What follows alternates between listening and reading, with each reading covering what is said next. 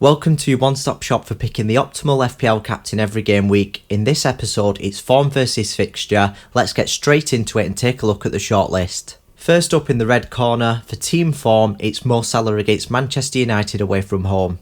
In the blue corner for team fixture, it's Kai Havertz and Mason Mount against Norwich at Stamford Bridge. I'm not going to lie, I did have their teammate Lukaku tipped as the best captain midweek, but he picked up an injury. Obviously the Belgian's a better option in FPL than these two players on the shortlist, so I think it will be more difficult this time.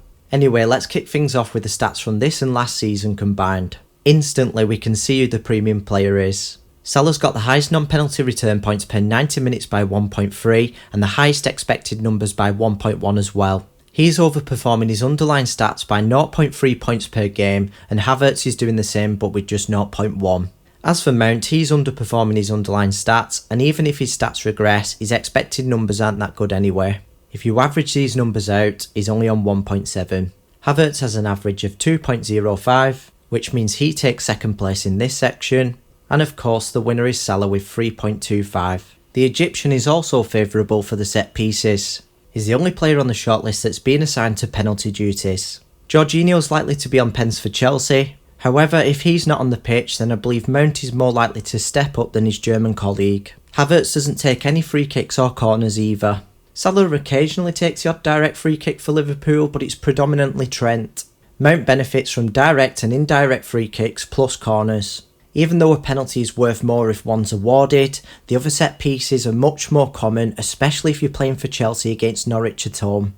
Also, it's not often that Salah takes a free kick. Therefore, the winner of this section is Mount, and in second place is Salah.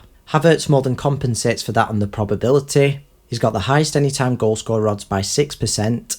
Mount only has a 2% higher chance of registering an assist. His anytime return odds are 61%, which is 6% higher than Mount. Something that swings in his favour is the fact that you get 5 points for a goal and 3 points for an assist, so it's even better than what meets the eye. Moreover, this puts Salah slightly ahead of Mount as well. The undisputed winner of this section is Havertz, and second place goes to Salah. Havertz also dominates the points projections. He's got the highest overall figure by 0.4 with FPL Review. He's also got the highest scout figure by 0.3. Yet again, he is the winner of this section. He's got the highest average with 6.35, Salah's on 5.7 and Mount is on 5.6, so second place goes to Salah but only just. By comparing the opposition's numbers from this and last season combined, we can see who's got the easiest fixture. Norwich have conceded 0.2 goals per game than United have, and this is actually lower than they thought it would be. And you can see why I've assumed this, because they were expected to concede 0.6 goals extra per game than United.